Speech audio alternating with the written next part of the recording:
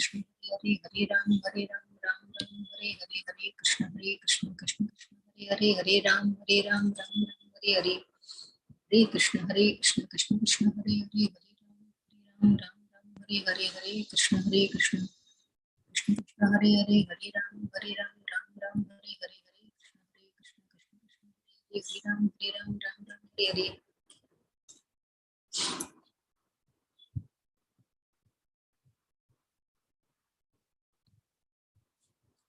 તો તમારા બધાનો ખૂબ ખૂબ ધન્યવાદ જોડાવા બદલ।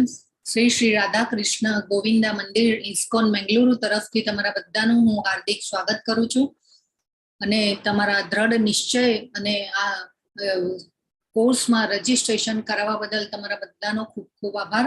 આજે આપણો અધ્યાય 5 કર્મયોગ કૃષ્ણ ભાવનામૃત કર્મ આજનો અધ્યાય છે।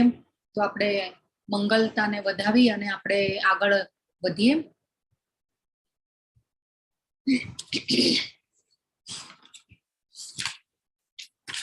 ओम अज्ञानतिमिरान्धस्य ज्ञानाञ्जनशलाकया चक्षुरुन्मिलितं येन तस्मै श्रीगुरवे नमः। श्रीचैतन्यमनोभीष्टं स्थापितं येन भूतले स्वयं रूप कदा मह्यं ददाति स्वपदान्तिकं। वन्देऽहं श्रीगुरो श्रीयुतपदकमलं श्रीगुरून् वैष्णवांश्च श्रीरूपं साग्रजातं सहगण रघुनाथान्वितं तं सजीवं साद्वैतं सावधूतं परिजनसहितं कृष्णचैतन्यदेवं श्री राधा कृष्ण पाद सहगण ललिता श्री विशाखान्वितांश्च। हे कृष्ण करुणा सिंधो दीनबंधो जगत्पते गोपेश गोपिका कांत राधा कांत नमोस्तुते। तप्त कांचन गौरांगी राधे वृंदावनेश्वरी वृषभानुसुते देवी प्रणमामि हरिप्रिये। वाञ्छा कल्पतरुभ्यश्च कृपा सिन्धुभ्य एव च पतितानां पावनेभ्यो वैष्णवेभ्यो नमो नमः। श्री कृष्ण चैतन्य प्रभो नित्यानंद श्री अद्वैत गदाधर श्रीवासादि गौर भक्त वृंद हरे कृष्ण कृष्ण कृष्ण हरे हरे हरे राम राम राम हरे हरे हरे कृष्ण। बधाने मारो अवाज आवी रह्यो छे? हाँ माताजी जी। हरे कृष्ण। हरे कृष्ण। ओके खूब सरस। तो पहला अध्याय નું નામ શું હતું? अर्जुन विषाद योग। अर्जुन विषाद योग। यस खूब कुरुक्षेत्रनी युद्ध भूमि पर सैन्य निरीक्षण। हाँ बीजा अध्याय નું નામ શું હતું? सांख्य योग। यस અને પ્રભુપાદે કયું નામ આપ્યું છે? ગીતાનો સાર। ઓકે ત્રીજા અધ્યાય નું નામ શું હતું? कर्मयोग। કર્મયોગ। અને ચોથો અધ્યાય દિવ્ય જ્ઞાન।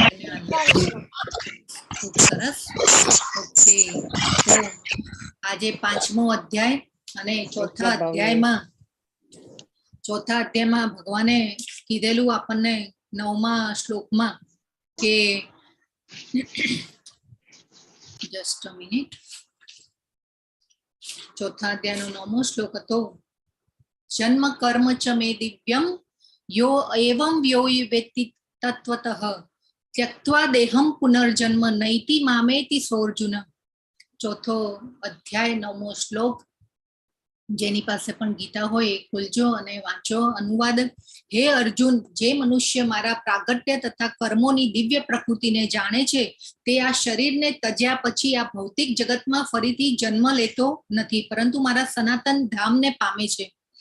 तो ભગવાને આપણને અહીંયા શ્યોરિટી આપી છે કે અમારા સનાતન ધામને પામે છે એટલે આ શ્યોરિટી તો સાબિત તો થઈ જ ગયું કે ભગવાન છે વ્યક્તિ રૂપે છે અને એમનું ધામ પણ છે અને અત્યારે પણ એમના ધામમાં અનેક લીલાઓ ચાલી રહી હશે તો આપણે આ સમજવાનું છે કે ભગવાનનું સનાતન ધામ ક્યાં છે આપણે ક્યાં પહોંચવાનું છે અને આપણે ક્યાં છીએ।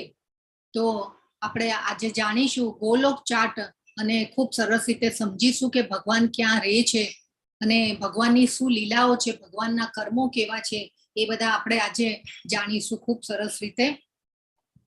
તો ભગવાનનું જે સનાતન ધામ જે છે એ હરે કૃષ્ણ પ્લીઝ મ્યુટ રાખજો। તો આ જે છે અહીંયા દેખાઈ રહ્યું છે ને આ ઉપર એ ભગવાનનું ગોલોક ધામ વૃંદાવન છે ધીરે ધીરે આપણે સમજીશું આગળ.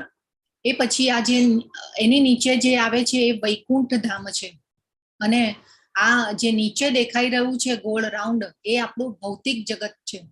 ભૌતિક જગત એને મહત્તત્વ કહેવામાં આવે છે. તો આપણે હું જરા થોડું ઝૂમ કરું છું એટલે તમને થોડુંક હજી વધારે ખ્યાલ આવશે. તો આ જે છે એ આ ભગવાનનું ગોલોક ધામ વૃંદાવન છે. હવે આપણું આ જે ભૌતિક જગત જે છે, મટીરિયલ વર્લ્ડ જે છે એ આધ્યાત્મિક જગતની રેપ્લિકા છે.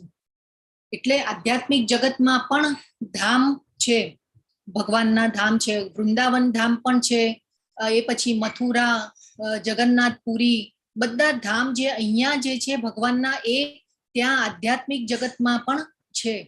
તો આપણે આજે ખૂબ સરસ રીતે સમજવાની છે કે ભગવાન ક્યાં રહે છે. તો આ ભગવાનનું ગોલોક ધામ છે. આપણે નીચે જઈએ થોડું.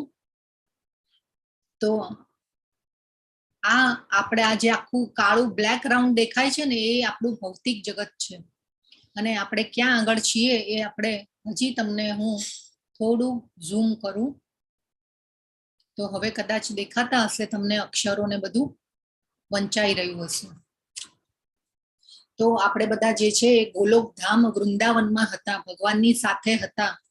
પણ જેને કહેવાય ને કે આપણે થોડી ભગવાનની ઈર્ષા કરી કે કેમ ભગવાન તમે જ એકલા ભોગવો બધું, આપણે કેમ સેવા કરવાની ભગવાનની. આપણને પણ થોડો માલિકી ભાવની ઈચ્છા થઈ, કંટ્રોલ કરવાની ઈચ્છા થઈ.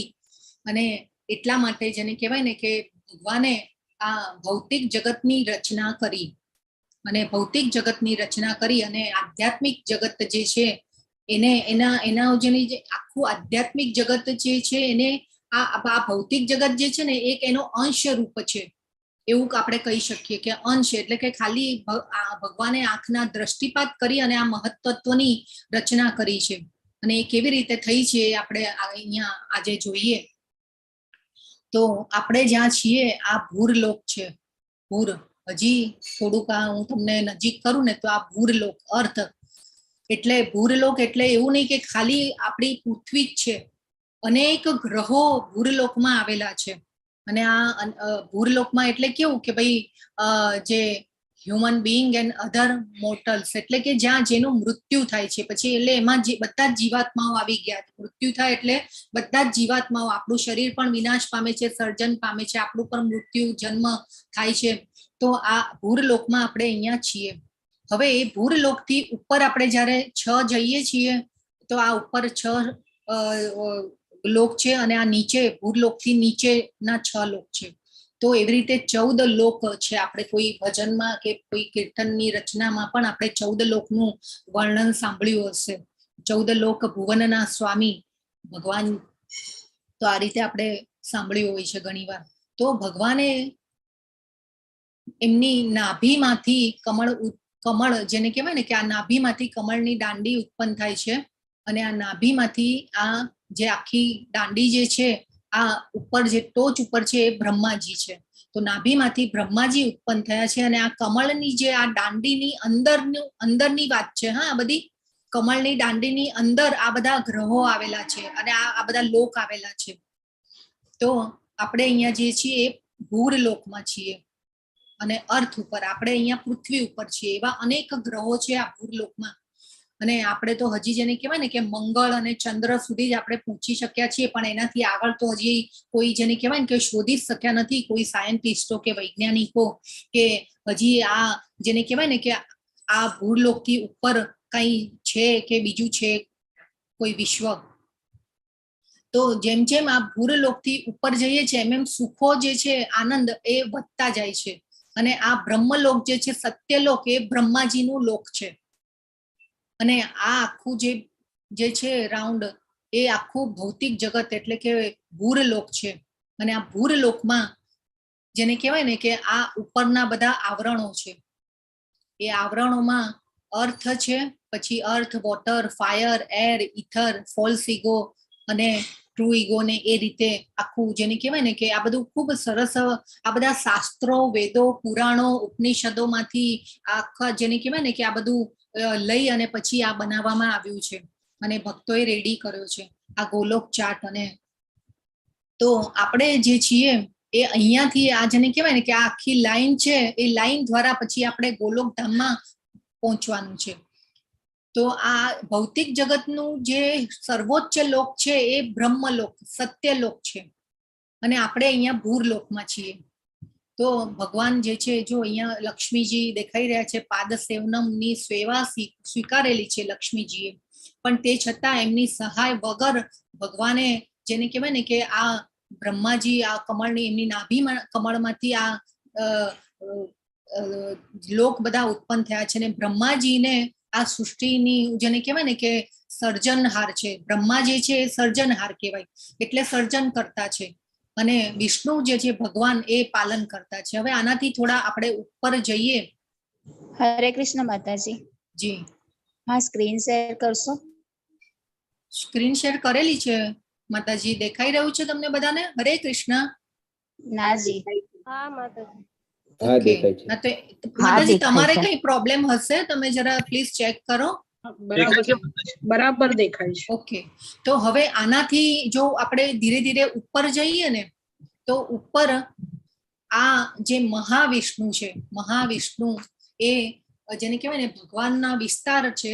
હવે કૃષ્ણ ભગવાન મેઇન છે, પૂર્ણ પુરુષોત્તમ ભગવાન કૃષ્ણ છે, અને એમાંથી એમના પુરુષ અવતાર થયેલા છે આ મહાવિષ્ણુ છે. હવે આપણે તો અહીંયા કેવું કે ભૌતિક જગતમાં આપણે વિષ્ણુ, એક જ વિષ્ણુને આપણે જાણીએ છીએ, પણ આ મહાવિષ્ણુ છે, અને મહાવિષ્ણુમાં આ કારણો દક્ષાઈ વિષ્ણુ છે, અને ભગવાનના વિસ્તાર થયેલા છે. ભગવાનના વિસ્તારમાં બલરામજી ફર્સ્ટ, જેને કહેવાય ને કે સૌથી પહેલો વિસ્તાર છે બલરામ, ભગવાનના મોટા ભાઈ તરીકે પૃથ્વી ઉપર આવેલા, પણ બલરામજી પણ ભગવાનનો વિસ્તાર જ છે. એ પછી બલરામમાંથી સંકર્ષણ, અનિરુદ્ધ, પ્રદ્યુમન અને વાસુદેવ, એ 4 વિસ્તારો થયેલા છે. અને આ જે 4 વિસ્તારો થયા એમાંથી જે સંકર્ષણ જે છે, એ સંકર્ષણમાંથી આ મહાવિષ્ણુ, એટલે કે આ જે 3 વિષ્ણુ જે છે એમના અવતારો થયેલા છે, અને પુરુષ અવતાર કહેવાય છે. તો આ મહાવિષ્ણુ આ બધા તમે જે જોઈ રહ્યા છો ને, એ બધા અનેક બ્રહ્માંડો જે છે.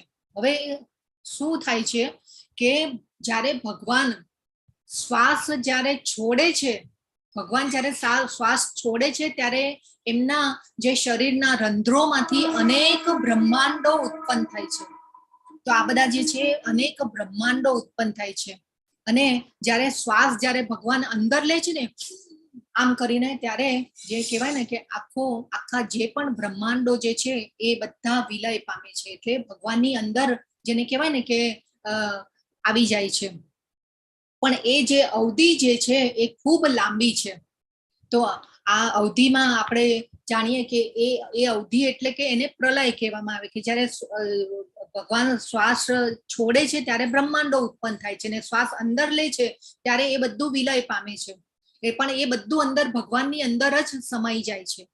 એટલે આપણે આ જે ટાઈમલાઈન પણ જોઈ હતી, પણ એ ટાઈમલાઈન જે અવધિ જે છે એ ખૂબ જ લાંબી હોય છે. આપણે બ્રહ્માજીનો જેને કહેવાય ને કે ટાઈમલાઈન પણ જોઈ હતી, કે બ્રહ્માજીને આપણા જે સતયુગ, ત્રેતાયુગ, દ્વાપરયુગ અને કળિયુગ, એવા 4 યુગ ભેગા કરીએ, અને એ 4 યુગને 1000 વાર જેને કહેવાય ને કે એની સાથે ગુણાકાર કરીએ, એટલે બ્રહ્માજીનો 1 દિવસ થાય.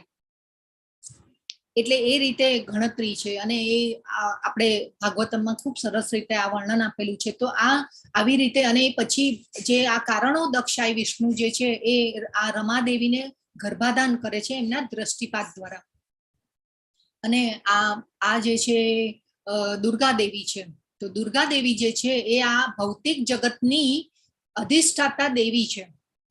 અને દુર્ગા દેવી જે છે એ તમને કદાચ ખબર હશે, કોઈને ખ્યાલ હશે કે દુર્ગા દેવી જે છે એ યશોદા માતાની જે દીકરી તરીકે અવતર્યા, અને જેને કહેવાય ને કે આકાશવાણીમાં જ્યારે કંસે એમને મારવા માટે તલવાર ઉપાડી, ત્યારે એ જેને કહેવાય ને કે શક્તિ જે છે એ આકાશમાં વિલીન થઈ ગયેલા હતા. તો એ જે શક્તિ હતા એ દુર્ગા માતા છે. ભગવાનમાંથી જ દુર્ગા માતા જે છે ભગવાને શક્તિ ઉત્પન્ન કરી, અને જ્યારે ભગવાન આ ધરાતલ ઉપર પ્રગટ થવાના હતા ત્યારે એમને વૃંદાવનમાં એમની શક્તિને એમનો વિસ્તાર કરીને એક શક્તિ પ્રગટ કરી, અને એ શક્તિને આજ્ઞા આપી કે તમારે યશોદા માતાની દીકરી તરીકે અવતાર લેવાનો છે અને એ અવતારમાં આવવાનું છે અને એ દીકરી તરીકે આ દુર્ગા દેવીએ જેને કહેવાય ને કે રોલ ભજાવેલો હતો. અને આ દુર્ગા દેવીને પછી ભગવાને બહેન તરીકે માન્યા છે અને આ ભૌતિક જગતના અધિષ્ઠાતા દેવી છે. એ પછી આ એટલે આ જે છે અહીંયા દૈવી લોક આવેલું છે. એ પછી અહીંયા શંભુ લોક છે. એ પછી આપણે થોડાક ઉપર જઈએ. હવે આ જ્યારે વિષ્ણુ મહાવિષ્ણુ જે છે કારણોદક્ષાય વિષ્ણુ એ જ્યારે બ્રહ્માંડ ઉત્પન્ન કરે છે, અનેક બ્રહ્માંડો જ્યારે શ્વાસ છોડે છે ત્યારે એમના એ બ્રહ્માંડમાં પાછો એમનો પોતે વિસ્તાર કરી અને ગર્ભોદક્ષાય વિષ્ણુ તરીકે એ બ્રહ્માંડમાં પ્રવેશ લે છે અને એ બ્રહ્માંડને પછી જેનું કહેવાય ને કે પાલન કરે છે.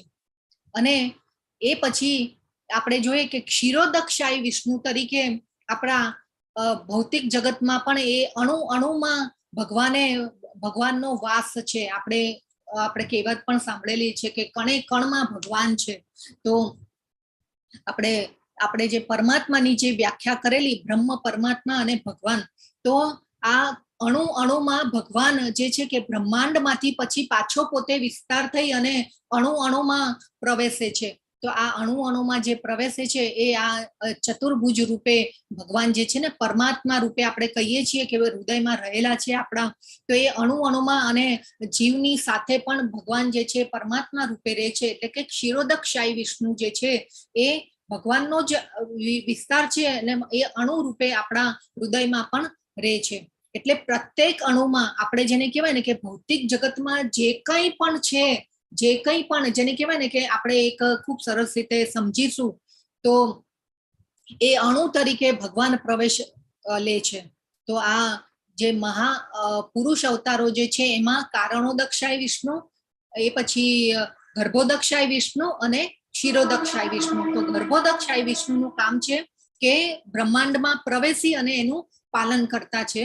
અને આ જે ભૌતિક જગતમાં પણ એ અણુમાં પ્રવેશે છે. અને ક્ષીરોદક્ષાય એ અનેક બ્રહ્માંડો છે અને અનેક બ્રહ્માંડોમાં અલગ અલગ બ્રહ્માઓ છે અને અલગ અલગ જેને કહેવાય ને કે બધા અધિષ્ઠાતા જે, અને એ બ્રહ્માંડમાં જે પણ ગ્રહો આવેલા હોય એમાં અધિષ્ઠાતા અલગ અલગ છે. એટલે આપણે એવું નહીં સમજવાનું કે ખાલી આપણી પૃથ્વી ઉપર જ વસ્તી છે અને પૃથ્વી ઉપર જ બધું છે, એવું નથી.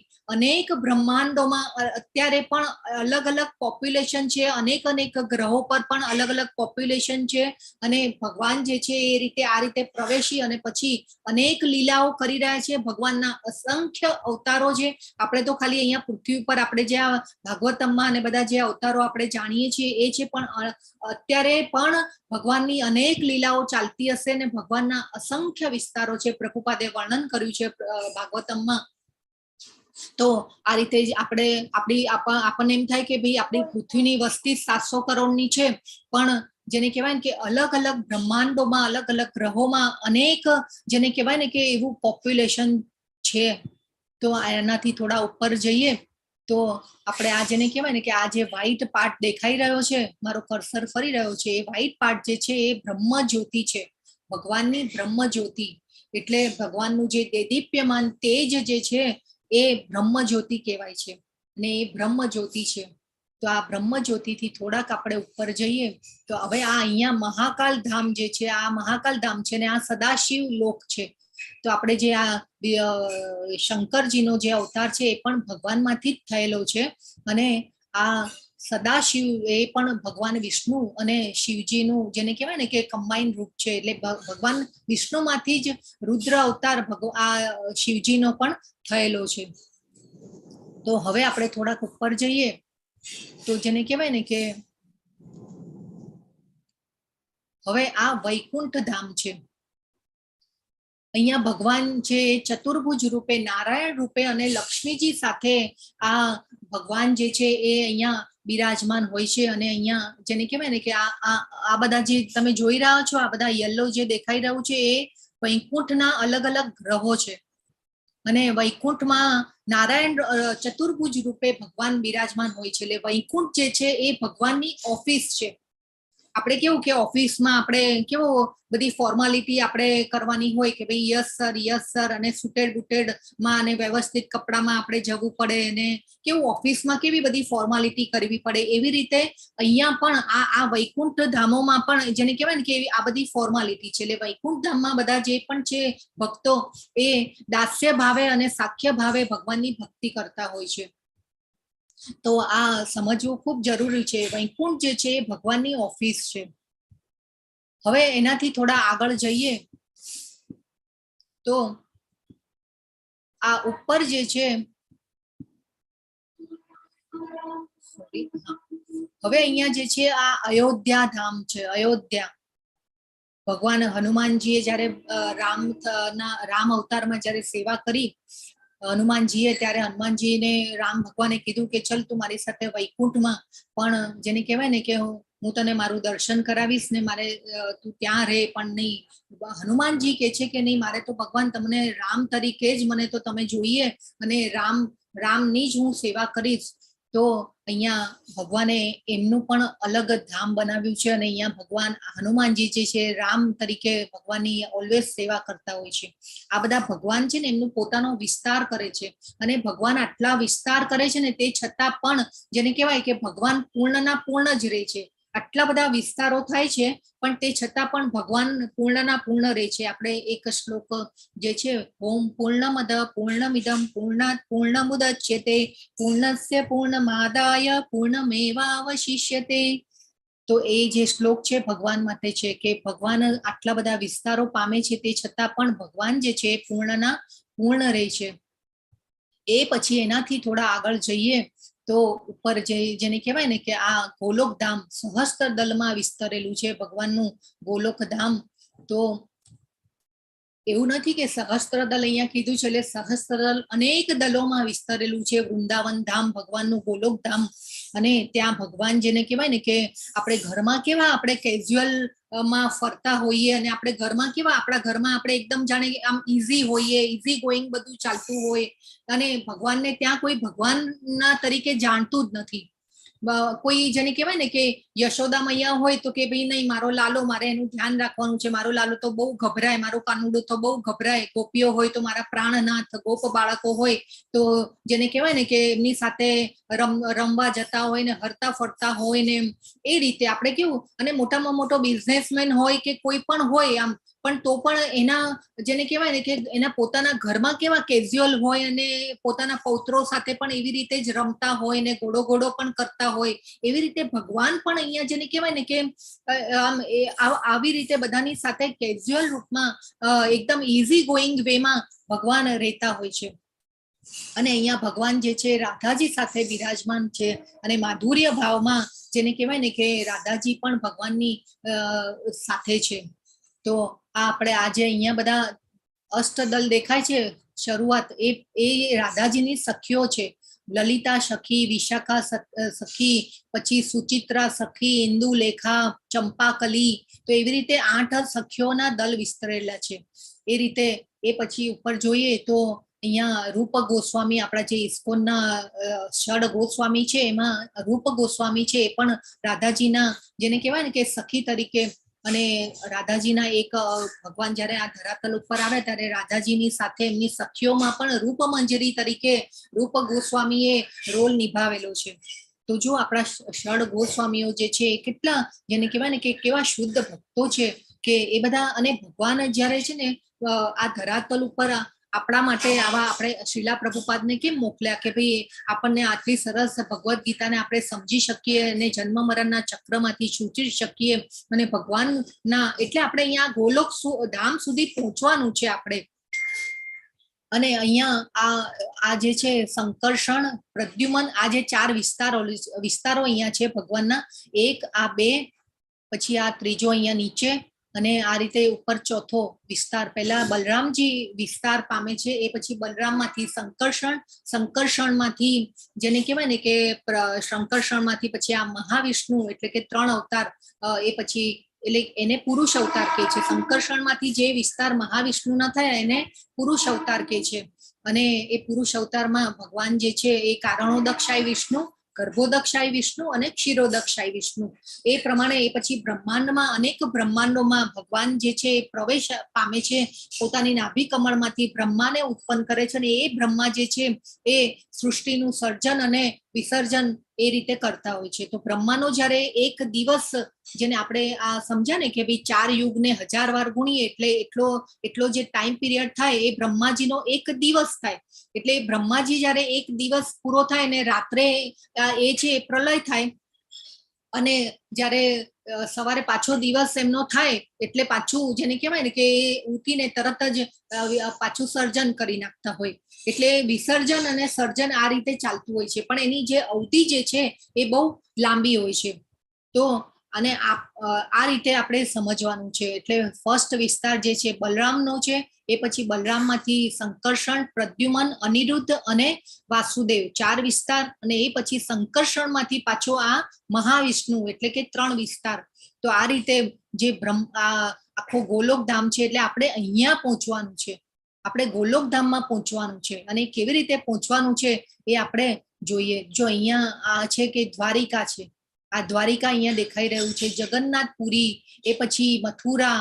એટલે આ રીતે આપણે અહીંયા જે આપણે વૃંદાવન ધામ જે છે એ પણ આ આખું ભૌતિક જગત જે છે ને એ આધ્યાત્મિક જગતની રેપ્લિકા છે. એટલે 25% જે છે ને પોપ્યુલેશન એ ખાલી આ ભૌતિક જગતમાં છે, પણ 75% જેને કહેવાય ને કે પોપ્યુલેશન એ આધ્યાત્મિક જગતમાં છે. તો આપણે એવું નહીં વિચારવાનું કે આપણે ખાલી પૃથ્વીની વસ્તી 700 કરોડની છે એટલે આપણે અહીંયા કેટલું, આપણને તો એમ થાય કે હો આટલી બધી વસ્તી. તો પણ હજી આધ્યાત્મિક જગતમાં તો એનાથી પણ જેને કહેવાય ને કે વધારે છે. તો જ્યારે ભગવાન શ્વાસ છોડે છે ત્યારે બ્રહ્માંડો ઉત્પન્ન થાય છે, ને શ્વાસ લે છે અંદર ત્યારે એ વિલય પામે છે. એટલે એને મહાપ્રલય કહેવામાં આવે છે. અને પ્રલય જ્યારે થશે ત્યારે આખું બધું ભગવાનની અંદર વિલય પામી જશે, અને સુષુપ્ત અવસ્થામાં પછી જેને કહેવાય ને કે અબજો વર્ષ જેને કહેવાય કે ત્યાં આપણે ભગવાનના શરીરમાં હોઈએ, અને પછી જ્યારે ભગવાનને ઈચ્છા થાય પાછી કે ભાઈ આ સર્જન કરવું છે, એટલે પાછું ભગવાન જે છે શ્વાસ બહાર કાઢે, અને એ શ્વાસ બહાર કાઢે ત્યારે પાછા આ બધું સર્જન થાય. અને એ સર્જન થાય ત્યારે પછી આપણે જે અવસ્થામાં જ્યારે આપણે ગયા હોઈએ, આપણા અનેક જન્મો થઈ ગયા હોય ત્યાં સુધીમાં, તો અને ત્યારે એ પછી જ્યારે આપણે પાછા છૂટા પડે એટલે આપણા જે પ્રમાણે આપણા કર્મો અને આપણી જે પ્રમાણેની જે વૃત્તિઓ અને આપણા ગુણો પ્રમાણે પાછા આપણને એ ગ્રહોમાં એ આપણને મોકલવામાં આવે. તો આ રીતે આખું જેને કહેવાય ને કે સૃષ્ટિનું વિસર્જન અને સર્જન થતું રહે છે. તો આપણે એ પહેલા જ જેને કહેવાય ને કે એ પ્રલય થાય, અને આટલો હજી તો જેને કહેવાય ને કે 4 લાખ આપણે જોયા હતા કળિયુગનો ટાઈમ પીરિયડ કેટલો હતો, 4,32,000 વર્ષનો, અને એમાંથી 5,117 વર્ષ વીત્યા છે હજી. એટલે હજી આ ટાઈમ પીરિયડ કાઢવાનો છે. અને હજી તો પ્રભુપાદ લખે છે કે કળિયુગનો આવતો સમય જે છે ખૂબ જ જેને કહેવાય ને કે ખરાબ આવવાનો છે. તો એ પહેલા આપણને મનુષ્ય જીવન મળ્યું છે, આપણને ભગવદ્ ગીતાનું જ્ઞાન મળ્યું છે. તો આ સમજી અને પછી આપણે આ ભગવાનને પામવાના છે, અને ભગવાનના ધામ સુધી પહોંચી જવાનું છે. તો આ જેને કહેવાય ને કે આ ખૂબ સરસ આપણે આ ભગવાનનું ધામ જોયું, આ વૈકુંઠ ઓફિસ છે ભગવાનની, અને એ પછી આ પણ આપણે ગ્રહો જે છે એ પણ જોયા. તો આપણે આ ઉચ્ચતર, અને આ ભગવાને એ પણ થિયરી બતાવી છે ભગવદ્ ગીતામાં કે આપણે આ બધા ધોરણો પાસ કરીને જવાનું છે. હવે આપણે કેવું કે ભાઈ આપણી સ્કૂલમાં આપણે જ્યારે ભણતા ત્યારે કેવું હોશિયાર વિદ્યાર્થી હોય તો એમાં હોય, પછી એનાથી થોડાક ઉતરતા હોય તો બીમાં હોય, ને આપણે એ રીતે વિભાગો કરવામાં આવતા. જ્યારે હું તો ભણતી ને ત્યારે આવું બધું ચાલતું હતું. તો અત્યારે તો ખબર નથી કે શું હોય બધી પ્રોસેસ. પણ જેને કહેવાય ને કે એટલે અહીંયા પણ એવું છે કે બધા ધોરણોમાં, તો આ બધા આપણે ધોરણો પાસ કરીને પછી ભગવાન પાસે પહોંચવું છે કે પછી લિફ્ટનો ઉપયોગ કરીને પહોંચવું છે, એ પણ આ ભગવદ્ ગીતામાં આપણે અધ્યાય જ્યારે સમજીશું ને ત્યારે આપણે સમજીશું કે આપણે ભગવાનને લિફ્ટનો ઉપયોગ કરીને કેવી રીતે આપણે જવાય ભગવાન પાસે. એ પણ ભગવાને ખૂબ સરસ રીતે સમજાવ્યો છે, ભક્તિયોગ સમજાવ્યો છે ભગવાને. તો આ બધા જે છે ધોરણો છે, આ ધોરણો પાસ કરીને જવું છે કે પછી આ ધોરણોમાં નીચે ગતિ કરવી છે કે શું છે, તો આપણે આ ખૂબ સરસ રીતે સમજીશું. એટલે કાલે ભગવાને કીધું તું કર્મની. હરે કૃષ્ણ, પ્લીઝ મ્યુટ કરજો, મ્યુટ રાખજો. તો આપણે એ સમજવાનું છે કે આ કાલે પણ ભગવાને અધ્યાયમાં કીધું હતું કે કર્મની આંટી ગૂંટીને આપણે બરાબર સમજી લેવી જોઈએ. જો આ કર્મની આંટી ગૂંટીને સમજી લઈશું અને ભગવાનની દિવ્ય પ્રકૃતિને સમજી લઈશું અને એમાંથી બહાર આવવાની કોશિશ કરશું તો આપણે ભગવાનને પામી શકીશું. તો આ આપણે કેમ જેને કહેવાય ને કે ગોલોક ચાટને કેમ સમજવાનો, તો આના માટે આ એટલા માટે સમજવાનો છે કે ખૂબ સરસ રીતે આપણે ભગવાનની ભક્તિ કરી અને ભગવાનને પામી શકીએ. તો આજનો અધ્યાય જે છે પાંચમો અધ્યાય આપણે પહેલા શ્લોકથી સ્ટાર્ટ કરીએ. ખૂબ સરસ. આજે કર્મયોગ કૃષ્ણ ભાવના મૃત કર્મ એ અધ્યાયનું નામ છે. પ્રભુપાદે કૃષ્ણ ભાવના મૂર્ત કર્મ. તો આજે આજના અધ્યાયમાં ભગવાન નિષ્કામ કર્મયોગ સમજાવશે. હરે કૃષ્ણ. આપણે ત્રીજા અધ્યાયમાં કર્મના પ્રકારો જોયા હતા. હરે કૃષ્ણ. કોણ કહેશે કર્મના પ્રકારો આપણે જોયેલા? અકર્મ, વિકર્મ, યસ. અને ત્રીજું કર્મ, વિકર્મ કર્મ અને અકર્મ. કર્મ. યસ. કર્મ, વિકર્મ અને અકર્મ આપણે સમજ્યા હતા. તો કર્મ ઓકે. વિકર્મ એટલે શું? હરે કૃષ્ણ. કોણ કહેશે વિકર્મ એટલે શું? ભગવાનના નિયમોનો ભંગ. યસ, બરાબર છે. જરીવાલા માતાજી. ઓકે. બીજું? યસ, હિરલ માતાજીનો હેન્ડ રેઝ છે. યસ માતાજી, બોલો. ભગવાનના નિયમોથી વિરુદ્ધ જે કામ કરીએ એ યસ, કર્મ. બરાબર, એ વિકર્મ. પછી કર્મ એટલે શું? સારું કોઈ કામ કરે તે. હા, બીજા કોઈને હજી કઈ કેવું છે? કર્મ એટલે શું? કર્મ એટલે જે કર્મ કરવાનું હોય તે. યસ, બરાબર છે. બીજું હજી કોઈને કઈ કેવું છે? હરે કૃષ્ણ. સારું કર્મ. કામ છે, સારી પ્રતિક્રિયા આપે. Okay okay. અને અકર્મ એટલે શું? હરે કૃષ્ણ. અકર્મ એટલે શું? આધ્યાત્મિક ક્રિયા. યસ, આધ્યાત્મિક કર્મ. અકર્મ. આપણે અત્યારે જે અહીંયા તમે લોકો બધા સાંભળી રહ્યા છો તો એ અકર્મ કરી રહ્યા છો. તો આ ભક્તિ પ્રવૃત્તિ. ભક્તિ પ્રવૃત્તિ. ખૂબ સરસ. ઓકે. તો કર્મ એટલે આપણે આ જેને કહેવાય ને કે ભૌતિક પ્લેટફોર્મ ઉપર આપણે જે કંઈ પણ કર્મ કરીએ છીએ, સારા નરસા એમાંથી બધા આવી ગયા એટલે આપણે એને કર્મ કહીએ. અને કર્મની સાથે હંમેશા આપણી ઈચ્છાઓ જોડાયેલી હોય છે, આપણી સ્વાર્થ જોડાયેલો હોય છે. આપણે ઘણીવાર તો ભગવાનની ભક્તિ પણ જેને કહેવાય ને કે આ સ્વાર્થ માટે કરતા હોય છે કે ભગવાન મને આ મારું મને આ આપી દેશે, મને પેલું આપી દેશે અને ભગવાન મને એનું ફળ આપશે. તો આપણી ઈચ્છાઓ અને સ્વાર્થ જોડાયેલો હોય છે. એટલા માટે પણ ઘણીવાર આપણે ભક્તિ પણ ભગવાનની એના માટે કરતા હોઈએ છીએ. પણ આ અધ્યાયમાં ખૂબ સરસ રીતે ભગવાન આપણને સમજાવશે કે ભગવાન જે ફળ આપે છે ને, ભગવાન ફળ આપનારા ભગવાન છે. આપણે તો ભગવાનનું કર્મ આપણે કરીએ પણ ફળ આપવાનું જે છે ને એ ભગવાનના હાથમાં છે. તો આપણે એને સંતોષ અને ભગવાન જે પણ ફળ આપે એમાં સંતોષ માની અને આપણે આગળ વધવાનું છે અને ભગવાનની ભક્તિ કરી અને ભગવાનને પામવાના છે. તો આ રીતે આપણે અને એના માટે ભગવાને યજ્ઞ પણ એક અધ્યાયમાં યજ્ઞોના પણ પ્રકારો સમજાવેલા કે આપણે જે પણ વ્રત, દાન, પુણ્ય, તપ, મહામંત્રના જાપ કરીએ એ પછી ભગવાનને ભોગ લગાવવું. ભગવાનની આપણે તો નવધા ભક્તિના પ્રકારો પણ જોયા હતા. હરે કૃષ્ણ. કોણ કહેશે નવધા ભક્તિના પ્રકારો કેટલા હતા? આપણે કાલે જોયા હતા. હરે કૃષ્ણ. નવધા ભક્તિ.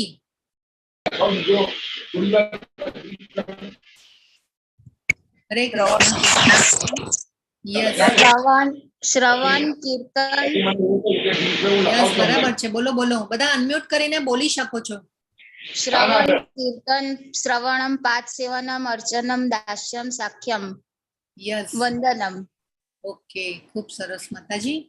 તો આ બધા નવધા ભક્તિ દ્વારા આપણે કોઈ પણ ભક્તિનો કોઈ પણ પ્રકાર આપણે ચૂઝ કરીને આપણે કરી શકીએ છીએ. તો આ રીતે યજ્ઞ પણ ભગવાને તો આ બધું જે કરીએ એ પણ એક યજ્ઞ જ છે. મહામંત્રના જાપ કરીએ એ પણ યજ્ઞ છે. વ્રત, દાન, તપ, પુણ્ય કરીએ એ પણ જે છે એ યજ્ઞ જ છે. પણ ભગવાને એના માટે પણ કીધું છે કે પ્રોપર જ્ઞાન લઈ અને પછી આ બધા તપ, વ્રત, દાન અને પુણ્ય બધા જે પણ છે એ કરવા જોઈએ. દાન પણ કઈ જગ્યાએ કરવું જોઈએ, કોને કરવું જોઈએ, કયા સમયે કરવું જોઈએ એ પણ આગળ અધ્યાયમાં ભગવાને ખૂબ સરસ રીતે સમજાવ્યું છે આપણને. તો આ રીતે આપણે જ્ઞાનમાં રહીને જો આ બધું કરીશું તો એ જેને કહેવાય ને કે સમયનો અપવ્યય છે. તો આપણે પૂરા જ્ઞાન સાથે કર્મ કરવા જોઈએ અને ભગવાનના કર્મ પણ આપણે પૂરા જ્ઞાન સાથે કરવા જોઈએ. તો આપણે જેને કહેવાય ને કે આપણું જીવન જે છે એ આપણે બેલેન્સ કરી શકીએ. તો હવે જે છે એટલે આપણે યજ્ઞ પણ આપણે ગુરુ પાસેથી, ગુરુ કેમ કરવાના, ગુરુનું શું મહત્વ છે આ છે કે ભાઈ ગુરુ પાસે આપણે જે, અને ગુરુ પણ કેવા કરવાના, પ્રમાણભૂત ગુરુ હોવા જોઈએ. આપણે કેમ શ્રીલા પ્રભુપાદની આ ભગવદ્ ગીતાને આપણે ફોલો કરીએ છીએ? કેમ કે એમને સત્યને જાણી લીધું છે અને એમના ભગવાનના દર્શન કરી લીધા છે ને એ આપણને આ જ્ઞાન આપીને ગયા છે અને એટલા માટે આપણે રાઈટ ડિરેક્શનમાં જઈ શકીએ છીએ. નહીં તો પછી એવી બધી ઘણી અંધશ્રદ્ધાઓમાં આપણે આવી જઈએ છીએ. અને તો આ રીતે સમજીને જો આપણે વસ્તુ કરીએ, કર્મ કરીએ, તો જેને કહેવાય ને કે આપણે રાઈટ ડિરેક્શનમાં જઈએ છીએ. એટલા માટે ભગવાને આજે પાછો કર્મયોગ સમજાવ્યો છે. અર્જુનજી પણ પાછા મૂંઝાણા છે અને મૂંઝાયા અને એ પાછું ભગવાનને પૂછી રહ્યા છે કે અર્જુને કહ્યું, હે કૃષ્ણ, આપે પહેલા મને કર્મનો ત્યાગ કરવા કહ્યું અને પછી ભક્તિપૂર્વક કર્મ કરવાનો આદેશ આપો છો. હવે આપ કૃપા કરીને નિશ્ચિત રૂપે મને કહેશો કે આ બંનેમાંથી કયું વધારે કલ્યાણકારી છે? જો હવે અહીંયા પાછો યચ્છ્રેય શબ્દ આવ્યો. શ્રેય અને પ્રેય. હરે કૃષ્ણ, કોણ કહેશે શ્રેય અને પ્રેય એટલે શું? શ્રેય એટલે શું? શ્રેય લોંગ ટાઈમ ચાલે, શ્રેય શોર્ટ ટાઈમ. યસ, શ્રેય એટલે લોંગ ટાઈમ બેનિફિટ અને પ્રેય એટલે શોર્ટ ટર્મ બેનિફિટ. તો આ આપણે ખૂબ સમજીએ. અને યચ્છ્રેય એટલે કલ્યાણકારી હોય પણ કેવું? લોંગ ટર્મ બેનિફિટ આપે એવું કલ્યાણકારી મને કયો. તો આપણે જપમાળા કરીએ, ભગવાનને ભોગ લગાવીએ, એ પછી ભગવાનનું સેવા પૂજા અર્ચન કરીએ. ભગવાનને આપણે કીધું ને, પત્રમ પુષ્પમ ફલમ તોયમ, આગળ ભગવાન કહેશે આપણને, તો આપણે એ જરૂર કરવું જોઈએ. અને આપણે 2.40 શ્લોકમાં પણ, બીજા અધ્યાયમાં પણ જોયું હતું, નેહાભિક્રમનાશોસ્તિ પ્રત્યવાયો ન વિદ્યતે સ્વલ્પમપ્યસ્ય ધર્મસ્ય ત્રાયતે મહતો ભયાત. ભગવાન માટે કરેલી નાનામાં નાની પણ સેવા, જેને કહેવાય ને કે વ્યર્થ જતી નથી, આપણને મોટામાં મોટા ભયથી બચાવે છે. તો આ બધું જે છે એ આપણું લોંગ ટર્મ બેનિફિટ, આપણે દીર્ઘ દ્રષ્ટા બનવાનું છે અને લોંગ ટર્મ બેનિફિટ વિચારવાનું છે આપણો પણ. તો અહીંયા આપણે ભક્તિ જો કરેલી હશે, આપણે જેવું જીવન જીવ્યા હોઈશું એ પ્રમાણે આપણું આગળનું શરીર જે છે એ પ્રમાણે મળતું હોય છે. આપણે ભગવાનના જે પણ કર્મ કર્યા હશે એ આપણી સાથે આવવાના છે. એવું નથી કે અહીંયા ને અહીંયા રહી જશે, આપણું મૃત્યુ થશે, પાછું નવેસરથી આપણે એબીસીડી ગૂંથવાની છે.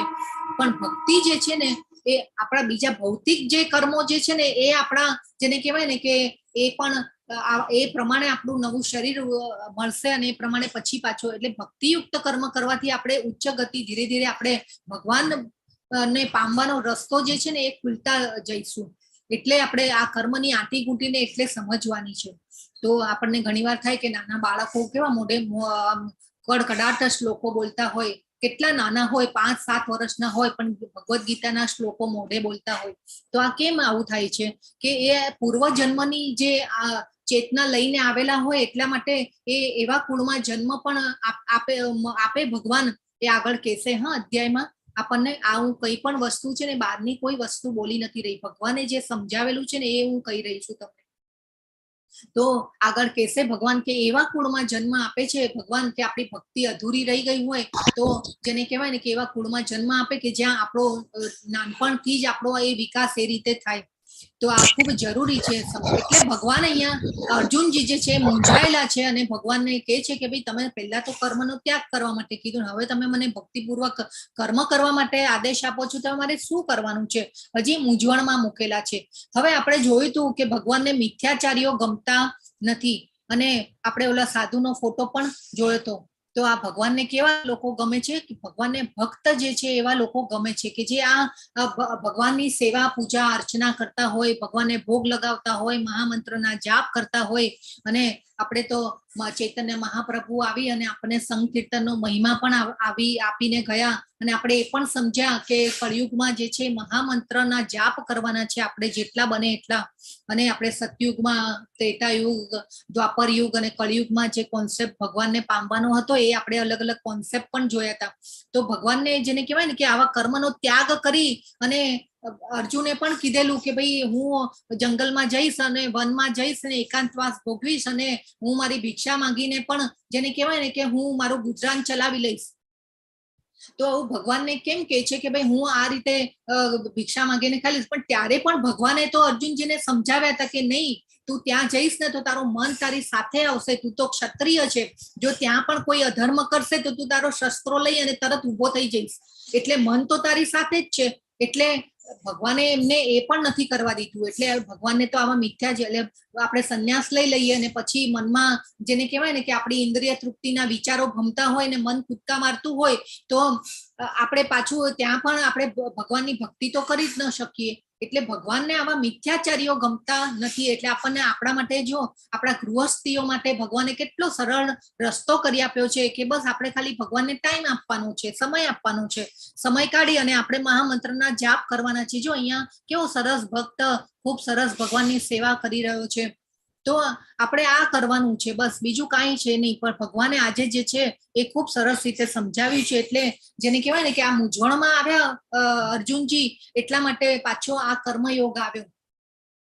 અને આજના અધ્યાયમાં ભગવાન નિષ્કામ કર્મ માટે સમજાવશે. નિષ્કામ કર્મ એટલે કે આપણી કોઈ પણ ઈચ્છા ન હોવી જોઈએ, કોઈ પણ સ્વાર્થ ન હોવો જોઈએ.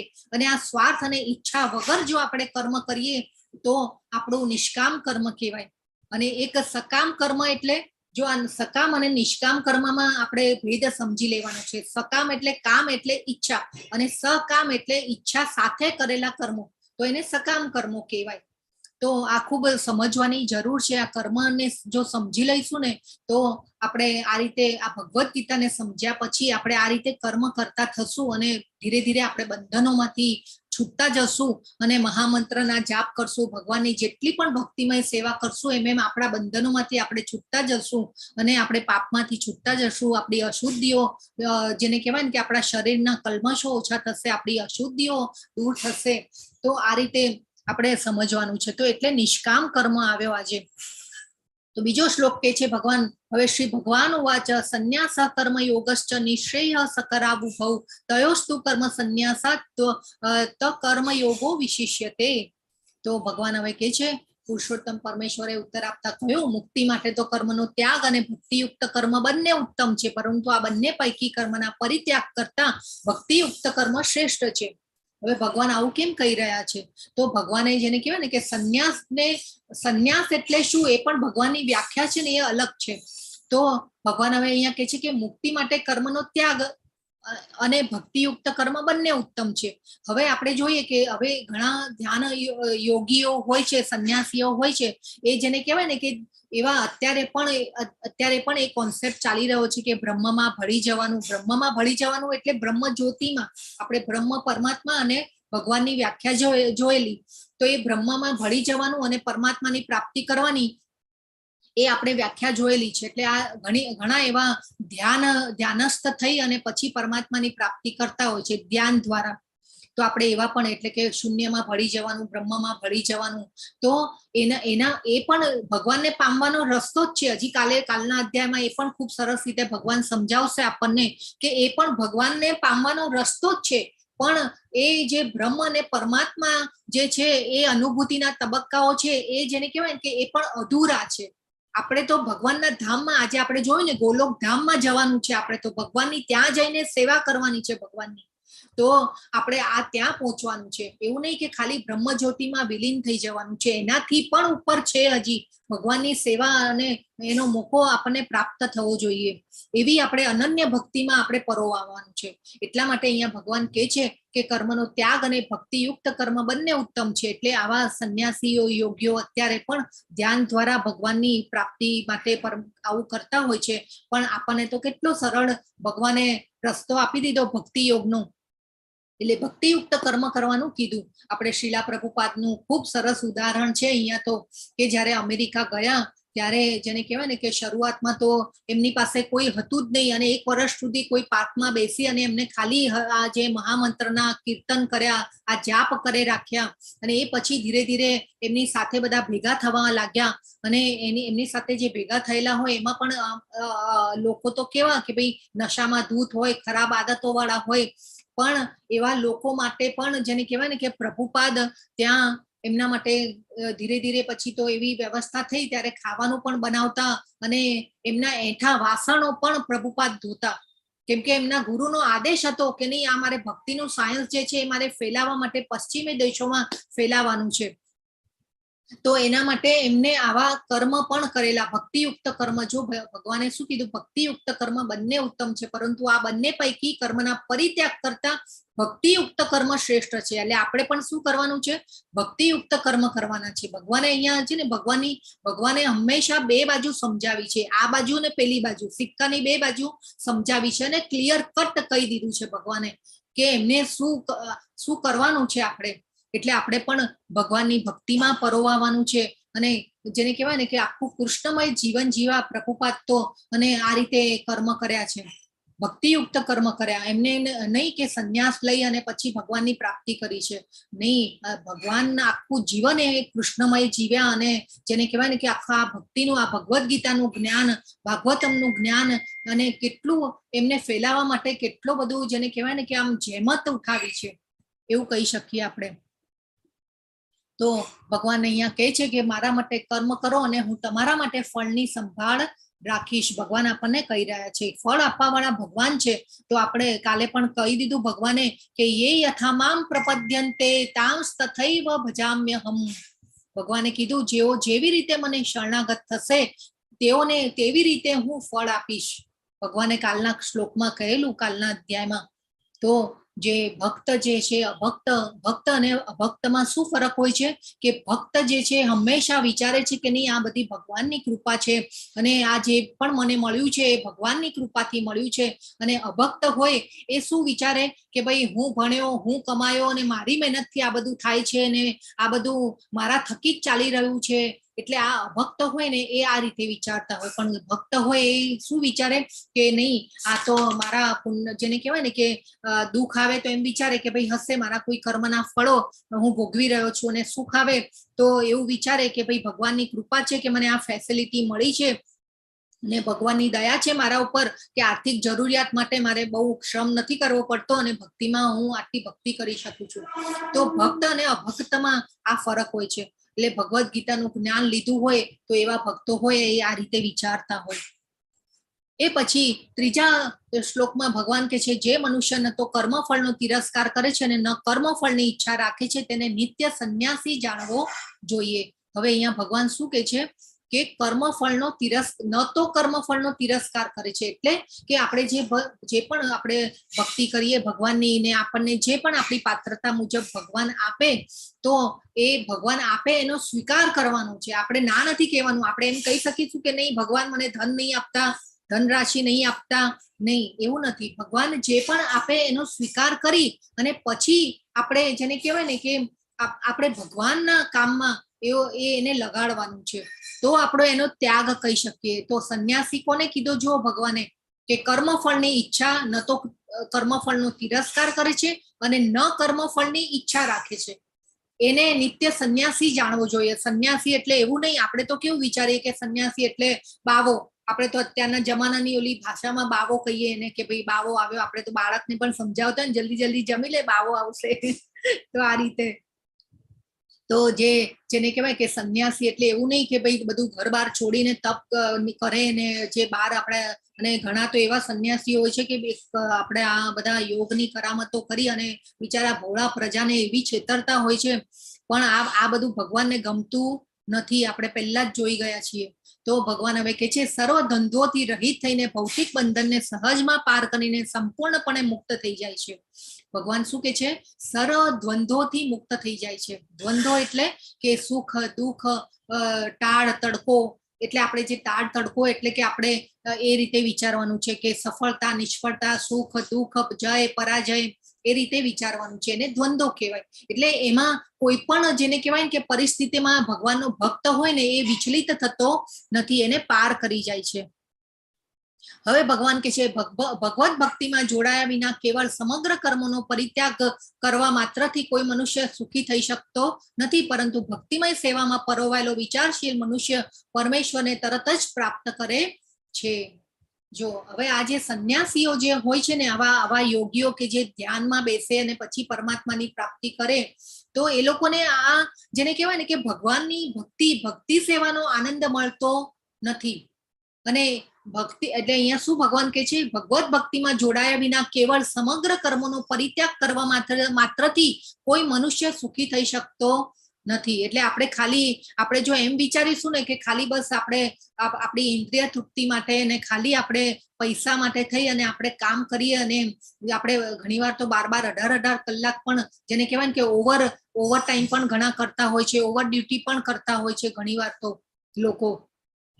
તો આપણે જો ખાલી એ જ કરીશું અને આપણે ભગવાનની ભક્તિમાં જો નહીં જોડાઈએ ને, તો ભગવાન કે છે કે અહીંયા સુખી થઈ શકશે નહીં. પણ ભગવત ભક્તિમાં જોડાયા વિના કેવળ સમગ્ર કર્મોનો પરિત્યાગ કરવા માત્રથી કોઈ મનુષ્ય સુખી થઈ શકતો નથી. તો આપણે આ સંસારમાં આવ્યા છીએ, ભગવાને આપણને આ નિયત ડ્યુટીમાં મૂક્યા છે. આપણને જે પણ ડ્યુટીમાં મૂક્યા છે ભગવાને, એમાં રહી અને આપણે ભગવાનની ભક્તિ કરવાની છે ને. એ આપણે બધા ગૃહસ્થીઓ છીએ, તો આપણે આ રીતે ભગવાનની ભક્તિ કરવાની છે ને ભગવાનને પામવાના છે. કેટલો સરળ રસ્તો આપણને બતાવ્યો છે. ભગવાને મહામંત્રના જાપ કરવાના, ભગવાનને ભોગ લગાવવાનો, ભગવાનની સેવા પૂજા અર્ચના કરવાની, ભગવાનને શૃંગાર કરીને એમને નિરખવાનો કેટલો આનંદ હોય. ભગવાનનું તમે કોઈ પણ કામ કરો ને એમાં એટલો આનંદ આવે ને કે તમને કોઈ જાતનો ડર જ ન હોય. તમે આમ એટલા અંદર લીન થઈ ગયા હોય. તો આ ખૂબ જેને કહેવાય ને કે જાણવાનો વિષય છે. તો આપણે ભક્તિ સેવાના આપણે કાલે 9 પ્રકાર પણ જોયા હતા કે આપણામાં શ્રદ્ધા ડેવલપ થશે, એ પછી આપણામાં જેને કહેવાય ને કે આપણે સાધુ સંઘ ભક્તોનો સંગ કરતા થશું. ભક્તોનો સંગ કરીએ પછી આપણામાં ધીરે ધીરે નિષ્ઠા સ્થિરતા આવતી જાય. એ પછી આપણને નિષ્ઠા સ્થિરતા આવે, એ પછી આપણે જેને કહેવાય ને કે ધીરે ધીરે આપણામાં ભગવાન પ્રત્યે ભાવ આવતો જાય. આપણો ધીરે ધીરે ભગવાન સાથેનો સંબંધ જોડાતો જાય, અને ભગવાન સાથેનો ધીરે ધીરે સંબંધ જોડાય એ પછી આપણામાં ભાવ આવે ને ભાવ આવે પછી આપણને ભગવાનની પ્રેમની પ્રાપ્તિ થાય. તો આ ખૂબ જરૂરી છે. જો અહીંયા બાજુમાં કેટલો ખૂબ જેને કહેવાય ને કે ભગવાનનો ભક્ત છે, પ્રસાદનું વિતરણ કરી રહ્યો છે. કેટલો આનંદ, જેને કહેવાય ને કે આ ભક્તિયુક્ત કર્મ છે, એમાં એને આનંદ આવી રહ્યો છે. તો હવે ભગવાન કહે છે કે જે પોતાના મન તથા ઇન્દ્રિયોને વશમાં રાખી શકે છે તે સૌને પ્રિય હોય છે અને બધા જીવો તેને પ્રિય હોય છે. એવો મનુષ્ય હંમેશા કાર્યરત રહેતો હોવા છતાં પણ કદાપી લિપ્ત થતો નથી. જેમ જેમ આપણે ભક્તિયુક્ત કર્મ કરતા જઈશું એમ આપણી જેને કહેવાય ને કે અશુદ્ધિઓ દૂર થતા જશે. આપણે પણ ભગવાનના તો પ્રિય થવાનું જ છે, પણ આપણે લોકોના પ્રિય પણ થતા જશું. જેમ જેમ આપણી અશુદ્ધિઓ દૂર થશે, આપણામાંથી ક્રોધ મોહ બધું જેને કહેવાય કે કામ ક્રોધ મોહ મદ મત્સર અને આ બધું ઓછું થતું જશે, એમ આપણે પણ બધાના પ્રિય થતા જઈશું. અને આ દેવી ગુણો પણ ભગવાને આખો અધ્યાય લીધો છે કે આપણામાં કેવા ગુણો ડેવલપ થાય છે. તો આ રીતે આપણે પણ ભગવાનના પરમાણુ અંશ છીએ, અને અંશ છીએ એટલે ભગવાનના જે ગુણો જે છે એ અલ્પ પ્રમાણમાં આપણામાં પણ હોય છે. પરંતુ આત્મા જે છે એ આ મોહ માયા અને પ્રકૃતિના ગુણો, આ સત્વગુણ રજોગુણ અને તમોગુણ દ્વારા જે આત્મા જે છે એ ઢંકાઈ જાય છે. એટલા માટે જેને કહેવાય ને કે એનાથી બદ્ધ થઈ જાય છે. એટલા માટે આપણે આપણી જેને કહેવાય ને કે આપણી સાચી જે સ્વરૂપ અવસ્થા છે આપણી શરીરની, એને આપણે ભૂલી જઈએ છીએ, એને આપણે ઇગ્નોર કરીએ છીએ. તો આપણે આ સમજવાનું છે કે આપણા મન અને ઇન્દ્રિયો પર કંટ્રોલ રાખવાનું છે. અને આ કંટ્રોલ ક્યારે રહેશે? જ્યારે આપણે ભગવાનમાં મન એકાગ્ર કરીશું. અને જેમ જેમ ભગવાનમાં મન એકાગ્ર કરીશું તેમ તેમ આ બધી જેને કહેવાય ને કે જે આ ભૌતિક આનંદો જે છે, ભૌતિક સુખ જે છે એ છૂટતા જશે ધીરે ધીરે. સાચું સુખ અને આનંદ શેમાં છે? ભગવાનના કર્મ કરીએ, ભગવાનના કામ કરીએ ને એમાં સાચો આનંદ છે. તો આપણે સમજવાનું છે. તો આ ભક્તિ જે સેવા છે એનું ખૂબ જેને કહેવાય ને કે મહત્વનું છે. અને આપણે આર્ટિફિશિયલ, આપણે કૃત્રિમ રીતે જો આપણે મનને દબાવવા જશું ને તો એ દબાશે જ નહીં. આપણે મન જે છે ને એ સ્પ્રિંગ જેવું છે. ઓલી સ્પ્રિંગને આપણે જેટલું વધારે દબાવીએ ને એટલું ફોર્સથી ઉછળે. તો આપણે જેને કહેવાય ને કે મન એ સ્પ્રિંગ જેવું છે. એટલે આપણે શું કરવાનું છે કે આપણે ભગવાનમાં મન એને એકાગ્ર કરવાનું છે. તો આ મન જે છે એ કંટ્રોલમાં રહેશે, આપોઆપ કંટ્રોલમાં રહેશે. એના માટે કોઈ મહેનત કરવાની જરૂર નથી. આ ભક્તોએ જેને કહેવાય ને કે શુદ્ધ ભક્તોએ આ બધું એક્સપિરિયન્સ કરેલા છે. એટલે આપણે ભક્તોનો સંગ કરવાનો છે. જેમ જેમ ભક્તોનો સંગ કરતા જશું એમ એમ આપણામાંથી પણ અશુદ્ધિઓ જે છે એ દૂર થતી જશે. અને આત્માનો ખોરાક છે એ તો આપણે જોયેલું જ કે સંકીર્તન હરિનામ એ આત્માનો ખોરાક છે. કેમ કે આપણે આત્માને પોષણ આપતા નથી એટલા પછી મન જે છે એ ભટકે રાખે છે. અને મન જે છે એ આ બધા આ ભૌતિક જગતના જે સુખો છે એને સાચું સુખ માની લે છે. પણ સાચું સુખ જે છે એ ભગવાનના કર્મમાં છે. તો જે મનુષ્ય કર્મફળ પરમેશ્વરને સમર્પિત કરીને આસક્તિ રહિત થઈને પોતાનું કર્તવ્ય કર્મ કરે છે તે જેમ કમળપત્ર જળથી અસ્પર્શ રહે છે તેમ પાપ કર્મોથી અલિપ્ત રહે છે. તો જેવી રીતે કમળનું ફૂલ આપણે બધાને ખબર છે કે કાદવ અને કીચડમાં થતું હોય છે કમળનું ફૂલ. પણ જે કમળનું ફૂલ જે છે એ પણ એનાથી અસ્પૃશ્ય રહે છે. કાદવ કીચડ જે હોય એને જેને કહેવાય કે એનાથી લેપાતું નથી. પણ તે છતાં પણ જેને કહેવાય કે ભગવાનનું એ ઓલું છે, ભગવાનના એક હાથમાં ચતુર્ભુજ રૂપમાં કમળ જે છે ભગવાનનું જેને કહેવાય ને કે સાધન છે. તો જે રીતે કમળનું ફૂલ જે છે એ લેપાતું નથી પાણીથી અને કાદવથી, તો એ રીતે જે ભક્ત હોય છે એ પણ જો આ આપણે કર્મફળ આપણા જે પણ છે પરમેશ્વરને સમર્પિત કરીએ છીએ, જે પણ ભગવાન આપણને પાત્રતા મુજબ આપ્યું છે એ આપણે ભગવાનને સમર્પણ કરવાનું છે. એટલે એ આપણે આ રીતે અહીંયા ઉદાહરણ આપેલું છે. અહીંયા એ પછી ભગવાન કે છે યોગીજનો અનાસક્ત થઈને શરીર મન બુદ્ધિ અને ઇન્દ્રિયો દ્વારા પણ કેવળ આત્મશુદ્ધિના હેતુ માટે કર્મ કરે છે. જેમ જેમ આપણે ભક્તિ સેવા કરીશું એમ એમ આપણી પણ આત્મશુદ્ધિ થશે અને એમ એમ આપણે ભગવાનમાં મનને વધારે ને વધારે એકાગ્ર કરી શકીશું. અહીંયા જો પ્રભુપાદ કેટલા સુંદર બાળકો જે છે અને એને બાળકોને પ્રસાદ આપી રહ્યા છે. અને આ ખૂબ સુંદર રીતે ભગવાન આ પ્રભુપાદ જે છે એમને ભક્તિનું સાયન્સ જે ફેલાવ્યું અને અત્યારે આપણા માટે પુસ્તકો છોડતા ગયા પ્રભુપાદ. ખૂબ સરસ ભાગવતમ, ભગવદ્ ગીતા, એમની અનેક એવી બુકો છે કે એમાં જેને કહેવાય ને કે એટલું સરસ જ્ઞાન આપેલું છે. અને આ જ્ઞાન દ્વારા આપણે આ જ્ઞાનને સમજી અને પછી કર્મ કરવાના છે. તો આપણે ભગવાન હવે કે છે ભક્તિમાં સ્થિર થયેલો મનુષ્ય પરમ શાંતિ પામે છે કારણ કે તે પોતાના સર્વ કર્મના ફળ મને અર્પિત કરે છે. પરંતુ જે મનુષ્ય ભગવાન સાથે સંલગ્ન હોતો નથી તથા જે પોતાના શ્રમના ફળનો લોભી છે તે બદ્ધ થઈ જાય છે. જો અહીંયા જો છે અહીંયા નીચે ચિત્ર બતાવ્યું છે કેવું કે ભાઈ બસ ખાવું પીવું ઊંઘવું સુઈ જવું અને એટલે કે ખાવું પીવું ઊંઘવું સ્વરક્ષણ અને મૈથુન. તો આ તો પશુઓ પણ કરતા હોય છે. પણ ભગવાને તો આપણને બુદ્ધિ આપી છે અને ભગવાને આટલું શાસ્ત્રોનું જ્ઞાન આપ્યું અને આ જો જ્ઞાનને આપણે ન સમજ્યા તો આપણું જીવન જેને કહેવાય ને કે વ્યર્થ કહેવાય. તો હવે ભગવાન અહીંયા શું કહે છે શ્રમના ફળનો લોભી છે. તો આપણે આપણું જે પણ કર્મ કરીએ અને એ પ્રમાણે આપણી પાત્રતા મુજબ જે પણ ભગવાન આપે એમાંથી ભગવાન માટે ભાગ કાઢવો જોઈએ. જરૂરથી આપણું જીવન જરૂરિયાતની માટે આપણે રાખી અને ભગવાનનો ભાગ અવશ્ય કાઢવો જોઈએ.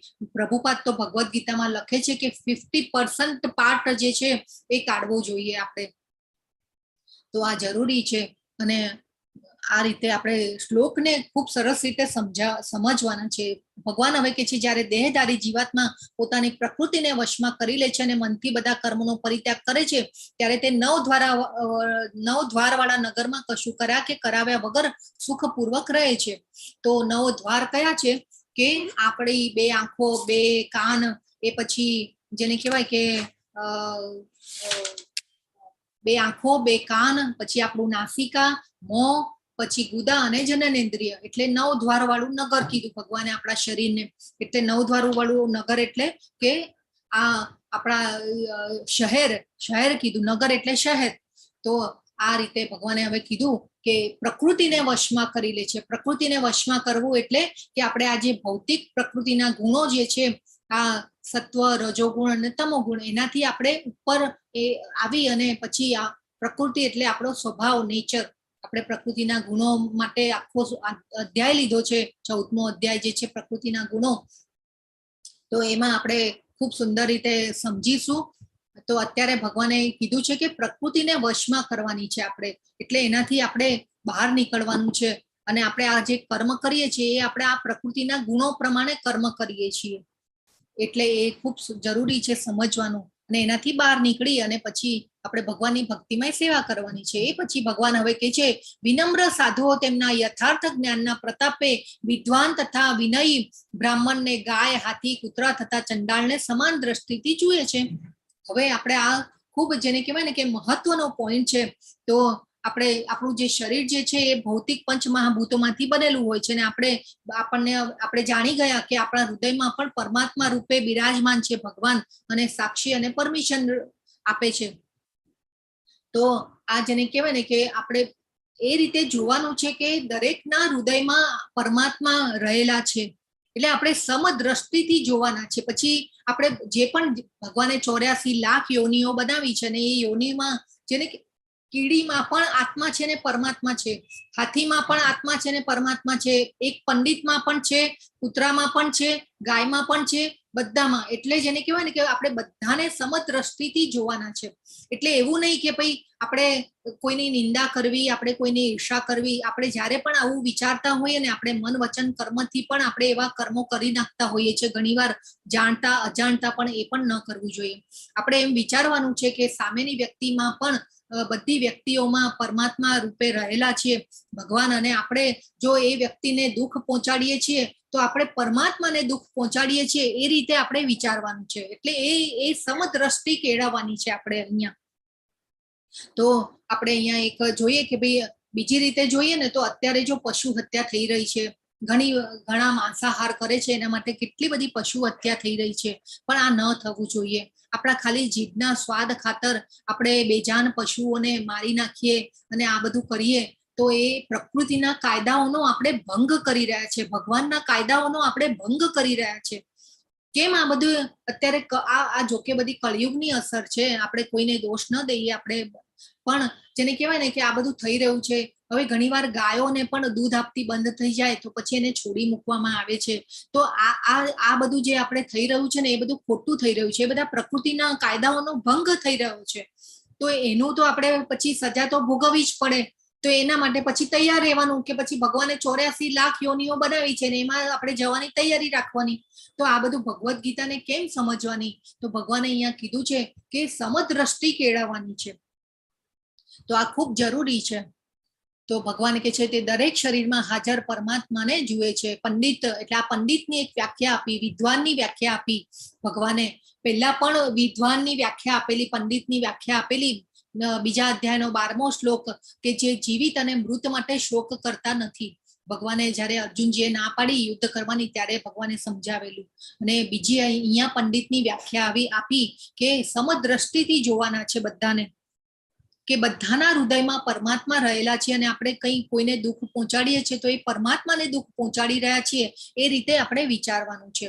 ખૂબ સરસ. હવે આ 21મો શ્લોક છે. ભગવાને કીધું, જીવન મુક્ત પુરુષ ભૌતિક ઇન્દ્રિય સુખ પ્રતિ આકૃષ્ટ થતો નથી, પરંતુ હર હંમેશ સમાધિમાં નિમગ્ન રહીને પોતાની અંદર જ આનંદનો અનુભવ કરે છે. એ રીતે આત્મ સાક્ષાત્કાર પામેલો પુરુષ પરમ બ્રહ્મમાં એકાગ્ર હોવાને કારણે અનંત સુખ ભોગવે છે. આ હરિદાસ ઠાકુર છે. અને ખૂબ સરસ, જેને કહેવાય ને, જ્યારે ચૈતન્ય મહાપ્રભુ આવ્યા ત્યારે આ હરિદાસ ઠાકુરને દીક્ષા આપેલી છે ભગવાન ચૈતન્ય મહાપ્રભુએ. અને એ જેને કહેવાય ને કે જાતિથી મુસલમાન જાતિમાં હતા. હરિદાસ ઠાકુર જે છે મુસલમાન જાતિમાં હતા, અને તો પણ જેને કહેવાય ને કે મહામંત્રના જાપ કરતા અને રોજની 192 માળા કરતા હરિદાસ ઠાકુર. અને એ પછી એકવાર એવું થાય છે કે ભાઈ આ મુસલમાન જાતિના સમાજમાં જેને કહેવાય ને કે બહુ રોષ ફેલાયો કે આ આપણી જાતિનો હોવા છતાં પણ જેને કહેવાય ને કે આ મહામંત્રના જાપ ને આ બધી ભગવાનની ભક્તિ ને બધું કરી રહ્યા છે. એટલે એક જે રામચંદ્ર નામના જે વ્યક્તિ હતા, એમને શું કર્યું કે એમની પાસે ગણિકાને મોકલાવી, અને આ ગણિકાને મોકલાવી અને એમનું જેને કહેવાય ને કે મન જે છે વિચલિત કરવાનો પ્રયત્ન કર્યો. પણ આ હરિદાસ ઠાકુર જે છે એ જેને કહેવાય ને કે ભક્ત હતા, અને આ ભક્ત હતા એક દિવસ ગણિકાને મોકલાવે છે, સાંજે આવે છે અને ગણિકાને કહે છે કે ભાઈ તમે તો ખૂબ સુંદર વ્યક્તિ છો, અને એટલે બધું જેને કહેવાય ને પ્રસન્નતા કરે છે હરિદાસ ઠાકુરની, વખાણ કરી અને એમને જેને કહેવાય ને કે મોહપાશમાં લેવાની બધી પેંતરો રચે છે. પણ હરિદાસ ઠાકુર તો કે ભાઈ તું બેસ, અને બેસી અને એમને જેને કહેવાય કે હું મારા આટલા જાપ બાકી છે, તું બેસ અને પછી હું તને મળીશ. તો બેસે છે, સાંજ પડી ગઈ, રાત પડી ગઈ, અને પછી હરિદાસ ઠાકુર પાછા કહે છે કે નહીં મારે તો હજી બાકી છે જાપ કરવાના, તો એક કામ કર તું કાલે આવજે. પછી બીજા દિવસે પાછી ગણિકા આવે છે, અને બીજા દિવસે પણ ગણિકા આવી અને પાછા જે હરિદાસ ઠાકુર કહે છે કે ભાઈ મેં 1 મહિનામાં આટલા લાખ જપનો મેં નિયમ લીધેલો છે, એટલે મારે આ દિવસમાં પણ પૂરા કરવા પડશે, તો આજે પણ હું તને પછી મળું છું, મારા જાપ પૂરા થઈ જાય ને પછી હું તને મળું છું. બીજા દિવસે પણ પાછી ગણિકા જે છે એ પાછી જતી રહે છે, પણ બેસીને જે ઓલા સાંભળ્યું હોય છે ને મહામંત્રના જાપની શક્તિ જોજો તમે. ત્રીજા દિવસે પણ આવે છે, અને ત્રીજા દિવસે જ્યારે આવે છે ત્યારે એનું હૃદય પરિવર્તન થઈ ગયું હોય છે. આ 2 દિવસ એને કોસ્ટન જેને કહેવાય ને કે બેસીને આ મહામંત્રના જાપ સાંભળ્યા, અને એનું હૃદય પરિવર્તન થઈ જાય છે. અને આ હૃદય પરિવર્તન થઈ જાય છે ત્યારે એક એને કહેવાય ને કે એટલું બધું જેને કહેવાય કે પશ્ચાતાપ કરે છે, અને હરિદાસ ઠાકુરના પગે પડે છે અને પશ્ચાતાપ કરીને રડે છે, અને એ પછી ગણિકા જે છે એ ભક્ત બની જાય છે. અને હરિદાસ ઠાકુર જે છે એ ત્યાંથી એ વનમાં કુટિયામાં રહેતા હોય છે, અને આ રીતે ભક્તિ કરતા હોય છે, પણ એ કુટિયાને છોડી અને હરિદાસ ઠાકુર જે છે એ ત્યાંથી નીકળી જાય છે આગળ, અને એમની કુટિયા જે છે આ ગણિકાને આપે છે, અને એને કહે છે કે નહીં તું અહીંયા રે, તું અહીંયા તારું ભક્તિ કર. અને એ પછી ગણિકા એટલી મોટી ભક્ત બની જાય છે કે લોકો એના દર્શન માટે આવતા હોય છે. પહેલા એવું થાય છે કે હરિદાસ ઠાકુરના દર્શન માટે લોકોને ભક્તો આવતા હોય છે, એટલે આ જેને કહેવાય ને કે આ ભક્તો આવતા હતા એટલા માટે મુસલમાન સમાજમાં જેને કહેવાય કે એટલું બધું રોષ વાપી ગયો કે ભાઈ આ કેમ આવું કરે છે, એટલા માટે આ ગણિકાને મોકલાવે છે. પણ અહીંયા તો ગણિકાનું હૃદય પરિવર્તન થઈ ગયું અને ગણિકા ભક્ત બની જાય છે. તો આ રીતે ભગવાન અહીંયા કહે છે કે આપણે જ્યારે ભક્તિમાં આગળ આવીએ છીએ ને ત્યારે આપણું પણ હૃદય પરિવર્તન, આપણી પણ અશુદ્ધિઓ થઈ જાય છે, અને એટલે આ ભક્તિનો જે છે એક ચમત્કાર છે, ખૂબ સરસ, જેને કહેવાય કે પ્રભુપાદ કેટલા આનંદમાં અને બધા ભક્તો પણ કેટલા આનંદમાં છે. તો ભક્તિનો આનંદ જે છે આખો જેને કહેવાય ને કે અનેરો છે. હવે ભગવાન 22ના શ્લોકમાં કહે છે બુદ્ધિશાળી મનુષ્ય ભૌતિક ઇન્દ્રિયોના સંસર્ગથી ઉત્પન્ન થનારા સુખો ભોગમાં રસ લેતા નથી, કારણ કે તે દુઃખના મૂળ કારણરૂપ બની રહે છે. હે કોંતેય, આવા સુખોનો આદિ તથા અંત હોય છે, તેથી સુખને મનુષ્ય તેમાં આનંદ લેતો નથી.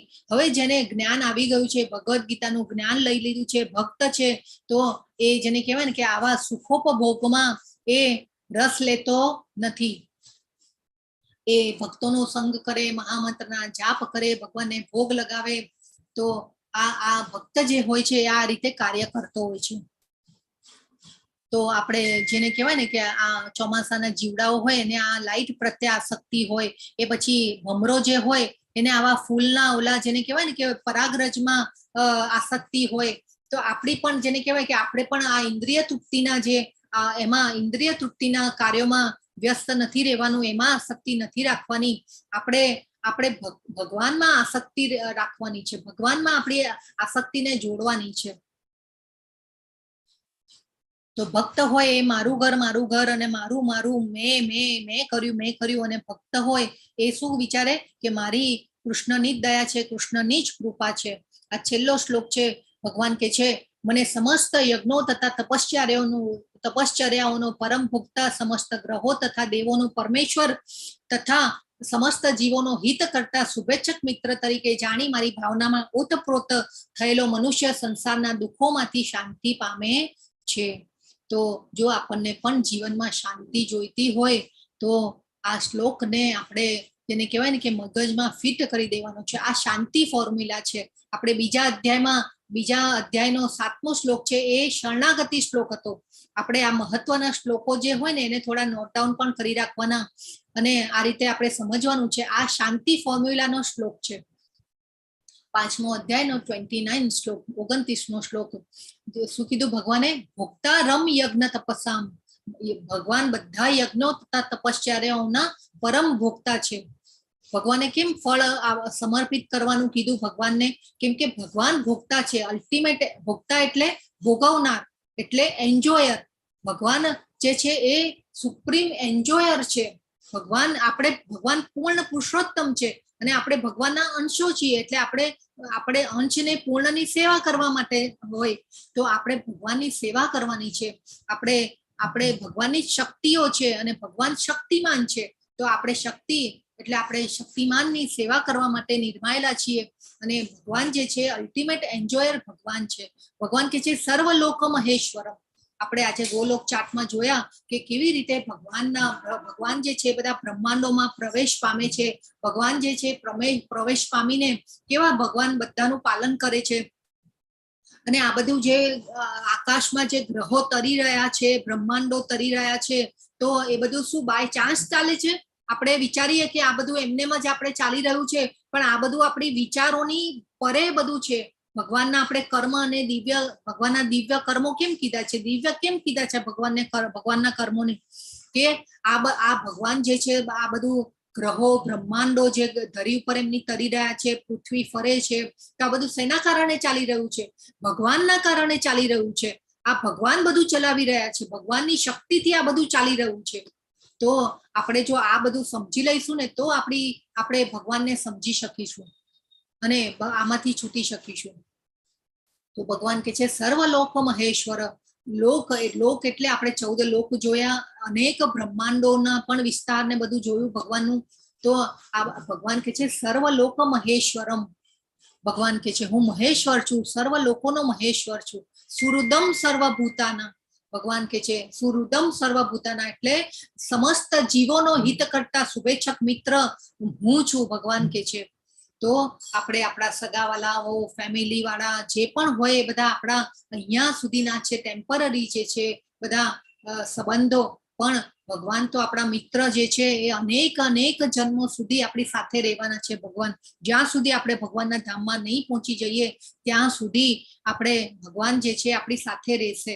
એટલે આપણે ભગવાનને મિત્ર, જેને કહેવાય ને કે મિત્ર તરીકે તો છે જ આપણી સાથે. એટલા માટે ભગવાન છે, અને ઘણીવાર છે ને ભગવાન એવી ઓલી આપતા હોય છે, આપણે જેને કહેવાય ને કે સિક્સ સેન્સ કહીએ તો એવી એને આત્મ જેને કહેવાય ને કે શું કહેવાય, મને વર્ડ નથી યાદ આવતો અત્યારે. તો એ જે એને જો આપણે સમજી લઈએ ને તો આપણે ભગવાનને ખૂબ સરસ રીતે જાણી શકીશું. એ પછી ભગવાન કે છે સુહૃદમ સર્વભૂતાનામ જ્ઞાત્વા મામ શાંતિ મુચ્છતિ. એટલે મારી ભાવનામાં ઓતપ્રોત થયેલો મનુષ્ય સંસારના દુઃખોમાંથી શાંતિ પામે છે, ભગવાને કીધું.